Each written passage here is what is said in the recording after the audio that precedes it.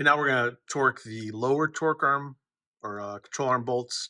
So there's the rear ones. There's the front where it connects to the axle right here. These are 21 millimeter. Those get torqued to 125 foot-pounds.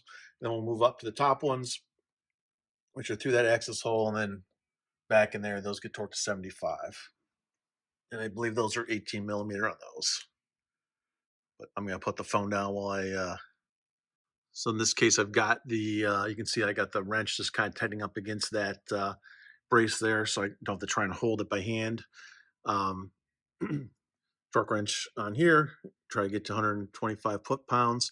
And then remember on these backside of these, there's a heat shield. If yours still has it, probably a lot of people just remove those, but it is fairly close to the exhaust, at least on the driver's side. But anyways, those will need to be snapped back in place. They just kind of wedge up into place once we're done torquing these down. Probably wait till you raise it back up on the hoist to get under there and do that.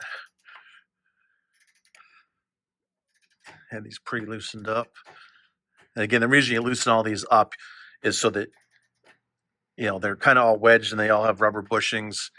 You want them to kind of fall to their new natural ride height before you torque it all back down, so that your suspension doesn't bind in an odd manner.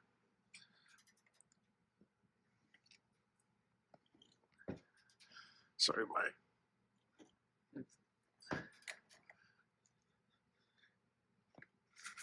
there we go. Creeper keeps rolling as I try and torque, but that, and then might be a little fun to get that wrench off the other side, but I don't think it'll be too bad. Now we're just going to do the same thing on the where it connects to the axle. Again, I got the wrench on there. We're going to get our ratchet on there.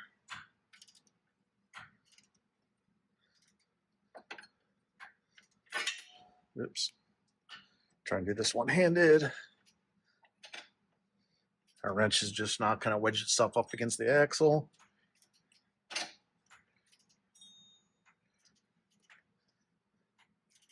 Bottom's 125 foot-pounds.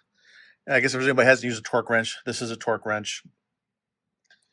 It's got gauges. It's newtons or foot-pounds. It's hard to read that. But two different gauges here. This front one's foot-pounds, newtons. And basically you turn the handle here and you set it to whatever you want. So this one's set at 125. You can't really read that, but and so it will just click when you get there. There's other types. Some of the less expensive ones have like a wire that runs, like a piece of steel wire that runs from the top of the head down to a little meter that's down here at the bottom of the handle. And as the wrench twists, that needle then kind of points to a spot on the meter, and that's how you do it on those. And then there's some that are, you know, fancier than this that are electronic and beep when they hit the right torque. So now we're going to move up to the uppers. Again, you access the backside of the upper through this axis hole in the frame. And then I misspoke. There you can see the shielding. The shielding is actually on the upper control arm mount. So you can see this piece of kind of basically cardboard with some foil on it, shielding that goes around that bolt and keeps it away from some of the heat sources. Keeps your bushing from the heat sources up there. So anyways, I'm going to just show you where it's, that one's there, and then the other one is there. These are 18 millimeter, and we're going to do the same process on the lowers and just crank those down to 75 foot-pounds. All right, so actually, as I was looking at this, these have the flag on them too, so that you see that welded piece of metal that's on the back of the nut. So you actually just turn these from the other side, from the back side of the frame, and you don't need to have a wrench on this end. So I kind of remember when I was taking it apart, I ran into that. I was trying to back these off on the nut off and was running into resistance, and that's why. So it's really just, you just grab it from the other side. So again, we'll take the torque wrench, adjust it to 75 and try to get on that back side. It's gonna be a little tougher from when you can't get under the vehicle all the way, but we'll figure it out. It shouldn't be too bad. It's not that far back. Okay, now we're over on the passenger side, doing the same thing. I just torque the upper control arm bolts to 75. foot-pounds, and I'm going to do the lowers at 125. Uh, one thing to note is, as we talked about torque wrenches, using two different sizes for the job. So I got a 1/2 inch torque wrench that I'm using for the majority of it, but on the passenger side, the kind of exhaust and transmission lines are really tight. So the 1/2 inch torque wrench would not fit even with the shortest socket I had. So I had to go to a 3/8 inch drive torque wrench, and I'll cover all the main tools needed for this job after the fact, but pretty basics for the most part. Probably the torque wrenches are probably the one thing a lot of people may not have, but if you're doing this kind of work, it's worth investing at least in a relatively cheap one. With the 3/8 drive, mine only goes up to 75 foot-pounds on the 3/8 drive, but that was perfect for doing the uppers because that's what they are, and I just had to use it really on the passenger side uh, upper rear control arm bolt where it's close to everything else. I used it on this side too, but I didn't necessarily have to. I was able to get those covers back on. They kind of hang there in place. They're kind of loose. Those cardboard and foil heat shields. Um, don't know if they're going to stay in place real well, but I kind of bent them down and popped them back in there, and seem to be holding on. But we'll see. I don't think it's a huge deal if they fall out, but I think they would be secured more than just being pressed on fit. So we're going to do these last two, and then the front end is wrapped up at that point, except for checking the travel on the front the shock on the steering. So steering damper, I guess it's called. So we'll do that last, and then we'll move on to the rear. Okay, so now we're checking the clinches on the stabilizer. You can see there's the mark we put on there if it's fully compressed. So we're about, with the steering wheel all the way to the right, we're about an inch from having it fully compressed, probably almost 1.5 inches. So good this direction. So we'll move it the other direction, and if it's maxing out the other direction when it's fully extended, then we'll have to adjust this bracket to someplace in between. Okay, here you can see that we've got, you can just barely see it, but when it's turned all the way to the left and extended, this is right at the maximum amount. So it could be potentially the dampers is what's limiting the steering wheel. It's based on where they're locked. It looks like it's pretty close, but we don't want that to be like that. So now we're gonna have to loosen this guy up and move it over a little bit so that we're about 1.5 inches on this side. So we'll probably move it about 3/4 of an inch over, and then we'll double check it, but that should get us close to where we need to be. And so this looks like I don't know, maybe a 15 millimeter holds that on. It's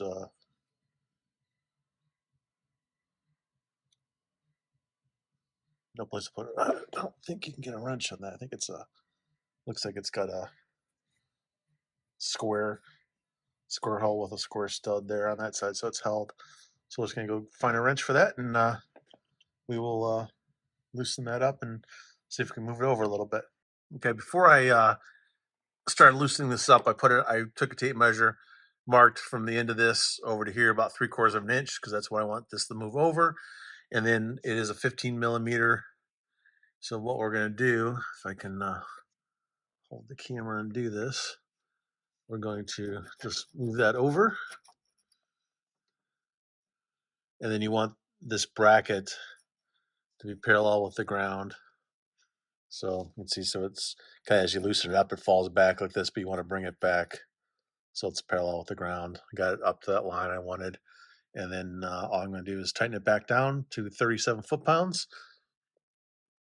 And then we'll just double check the measurements. And you can see, you can't see that line there anymore that we had drawn. Now that we move this in a little bit, that one's gone. We should come a little bit closer to this line, but we shouldn't be touching it. And so we'll know our steering is within the travel limits of the stabilizer. So you see now we made that adjustment, we were locked down right about the line that we drew. And you can see now we have about probably at least a half inch, maybe a little more of travel before we bottom out on this side, and we couldn't see the line on the other side, so we're within the travel limits. So we should be good on the front suspension. That was it on the front. So all I have to do is take the front off the jack stands, and after we get done doing the rear, we got to do the same process in the rear torque. Tighten up all the control arms, and then the track bar needs to go back in. And I think that was it for the back too. So we'll go do that real quick and we'll be throwing the tires on this thing. So we're going to torque the rear. So you got your upper and lower control arms. These are all 21 millimeter. These ones have tabs on them. So you only have to tighten these from the outside on this side at least. So we'll get these front ones done and then we'll move on to the rears. And same method as the front, basically. Torque them all. Tops are 75. Bottoms are 125. So it's going to follow that same process. We got 4 on each side that need to be tightened down. And then we got to do the stabilizer link, just double check everything else. But I think everything else is already torqued down. So we should be in pretty good shape. So not to sound like a broken record, but again, like I said, I kind of give these instructions a C because individually the instructions are decent, but they're not really, they're kind of done by individual job and not by like from a beginning to end in the right order. So you jump around, and you can see here, I've installed the rear bump stop blocks, and I should have caught this when I was putting together. It's my fault. The block is blocking the access to get a torque wrench on the upper control arm bolts. So I'm gonna have to remove those blocks. Not a big deal. Take probably between the two sides, I'll probably lose 10 minutes, but just some little, I think 7/16 nuts and bolts, 2 on each block. But that got to remove those in order to get access to that bolt and get a torque wrench on it. I mean, I could get a box and down there and guess at it, but I'd rather just get it right. And so, anyways, just as you're doing this project, just another thing to watch for. Okay, so we got the both sides, top and bottom, front and rear control arm bolts all torqued down. 75 foot-pounds on uppers, 125 on the lowers. I did notice now that sitting down on the, with weight on the suspension, that these hoses that I kind of tried to bend these brackets a little bit, and they were back to touching. So what I did realize is that if I loosened these brackets up and pushed them more towards the rear of the vehicle, I had them kind of centered, and I pushed them as far as it would go to the rear. It gives us about an inch there where we can, have space in between there, so shouldn't have any issues with rubbing. So now we just got to do the rear track arm, and we should be good to go. Okay, so hopefully this is the last issue of the day. You can see, got the bolt in for the track bar. It goes through the upper hole on this kit. Had to kind of wiggle the body a little bit. The axle staying on the Jacksons, had to kind of wiggle the body a little bit. Just it was off about a quarter of an inch and got it in. Problem is, the spring, there's not enough room there to get the nut on with the spring in the spot it's in. So I am going to attempt to loosen that bolt and washer at the bottom using our little tool that came with the kit and a 9/16.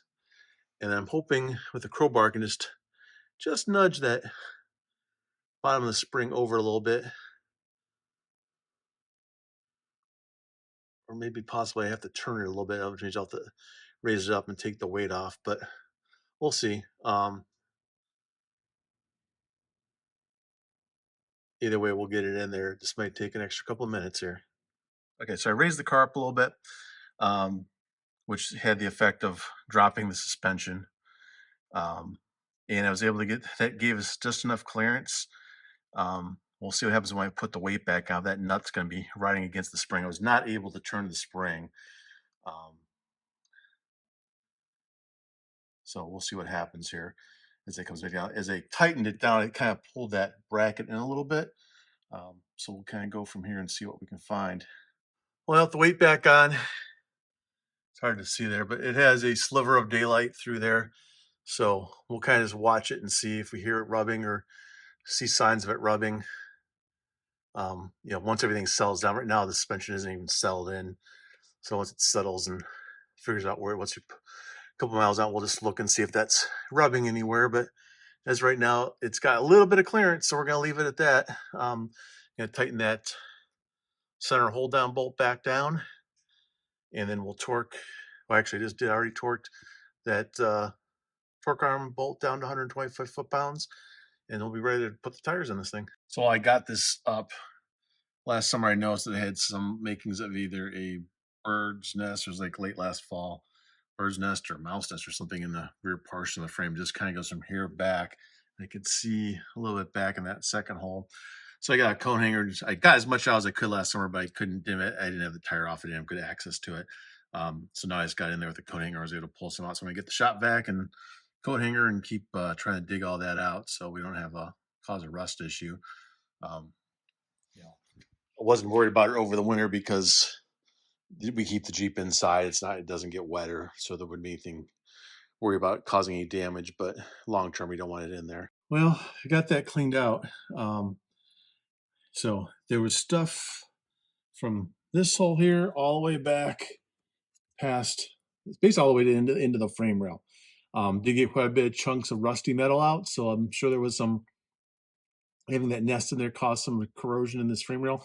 No signs of any rust or anything like that. I mean, it all feels solid underneath, so I'm not too worried about it. But had it not been taken care of, it would have definitely caused some issues.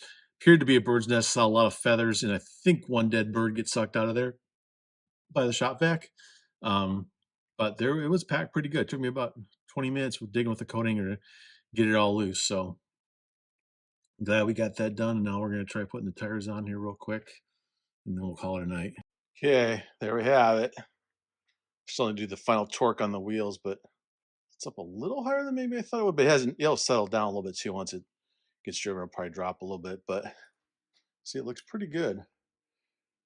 So now I gotta get my wife out here. This is her car, so we're gonna have her come out here and see how she likes it.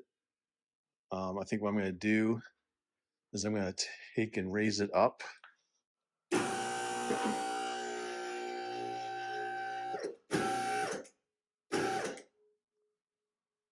So tires are still on the ground, but I raised it about another 4 inches. So I'm just gonna tell her when she comes out here that I decided to do a 6-inch lift instead of a 2-inch, and see if she is unhappy with me or not. But I think well, when it's dropped down, it looks pretty good. I like the wheels. They go with the orange. They have kind of a, I don't know, like a copper metallic look to them. They'll probably really show up more in the sunlight, but I guess they're really not metallic, but it's like a copper machine finish, or bronze maybe is a better word. But I think it'll look pretty good. So I'll have her come out and take a look. Okay, I just threw the spare on the back. This is the 3 lugs. I was a little worried maybe it was going to block, that these new tires would block the light, but still good. So hopefully this isn't too heavy for the stock carrier. These are a little bit heavier than the stock wheels and tires, obviously, but anyways, things looking pretty good. I'm gonna pull it outside and take some pictures, and so you can do some side-by-sides of what it looked like before and after. Okay, just to wrap this video up, so we've got the Jeep all set with the new wheels and tires. So I did just order some new front stabilizer in links and tie rod ends, so we're going to get those put on when they come in, but we'll do a separate video for that. It'll be a very short one. One thing I wanted to do real quick was kind of show you the tools that we used, because there were a lot in this one, and just you kind of are prepared for what you need to do this job. Okay, so here's all the tools we used. Doesn't mean you have to use every single tool I did. I use a few things where I use, like for example, I used here, I got the ratcheting box, and I also used the non-ratcheting one just because, so I didn't show every single piece I used here. So let's kind of start here. So open and box in 7/16, half, 9/16, 5/8. 3/4 in SAE. In metric, a 10 millimeter, 14, 15, 16, 18, 19, and 21. So the metric wrenches are for mostly the removing factory bolts. And then the stuff in the kit is SAE, so use those for that. Trim removal tool, there's just a couple spots where you got to pull some Christmas trees out, so that works good for that. 1/4 inch drive, 10 millimeter short, 10 millimeter long. 1/2 inch drive, I had a 7/16. Um, and then had an 18, this was in the 1/2 inch drive as well, 18 millimeter. And then moving up to the 1/2 inch drive, we had a 3/4 inch, 10 millimeter in long sockets, 15, 16, 18, and 21.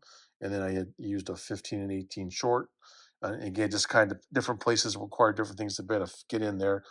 Crowbar I used for doing a few things, along with a long screwdriver, just when I was trying to move the suspension a little bit, just to get it so I can line up bolt holes and things like that. Um, the extension with a swivel uh, worked great. Used a 1/4 inch drive, 1/2 inch drive, or sorry, 3/8 inch drive and 1/2 inch drive. So I guess, yeah, those were 3/8 inch sockets, and then jumping up to half. Um, Torque wrench, 90% of the time I used the 1/2 inch drive, but there was one spot that I needed the 3/8 inch drive with a short thr- uh, 3/8 inch drive. I think it was the 18 millimeter, in order to get in, I think, one of the upper lower control arm bolts where it was close to the transmission. So needed the 3/8 inch one for that. But there was only, I think, the one spot on each side. I mean, actually, one spot on the one side, I think, that I actually used that one. I used a couple pairs of pliers, pair of channel locks, wire brushes for cleaning some of the bolts off, some of the rust off, surface rust off, and a couple of them. That's just my lug nut wrench for the air wrench, lug nut socket. Air wrench makes it easy, not required. You can do it all by hand, so not a big deal if you don't have that. Safety glasses, of course, when you're under there, especially when you got dirt and rust and stuff like that. When you're underneath there working, it's good to have. But and then I think I got the dead little hammer and the Sharpie for marking a couple things we had to mark. Again, overall, pretty easy installation. I haven't edited the videos yet, so I'm not sure exactly how long it'll show that it took, but it took me, I'm gonna say, maybe about a day. And I did it in like 3 or 4 evenings, one Saturday afternoon, and then 3 or 4 evenings. So I would say it was probably about if you started at 8 in the morning, you could probably have it all done by 8 in the evening. Um, had no only one small 10 millimeter bolt that broke. So I guess that's the one tool I didn't show, is I did have to use a tap and die to fix that. Hopefully you don't run into that issue. The PV blast, I soaked everything down with that ahead of time, so everything loosened up pretty good. An overall pretty easy project. I also use jack stands. So when I would drop the vehicle down, you got to do the final torque of the control arm bolts with it sitting on the ground. So I used the jack stands so it's still enough for me to get under there, but at least had the weight on the axles. Really not a bad job. The biggest complaint was that the instructions jumped around a lot. They were kind of like, again, for multiple vehicles instead of just specific to a JK. And then and they also include some extra parts in the kit that you don't use. And then just the fact that they kind of jumped around, instead of just taking you from beginning to end. It was like, okay, here's if you're just doing springs, those instructions, and here's if you're doing this piece, and you have to kind of sort of piece it together and order yourself. And a couple times I messed up and tightened something down, that or put something in place, and that blocked access to something else, so I had to undo what I did. Not a big deal, but just really lay it out. Probably actually better off to unstaple some of the pages and just kind of put them in order, approximate order of how you're going to do the job. But overall, not bad. Again, pretty happy with the results. Looking forward to driving this thing come spring. Thanks for watching, and please like and subscribe.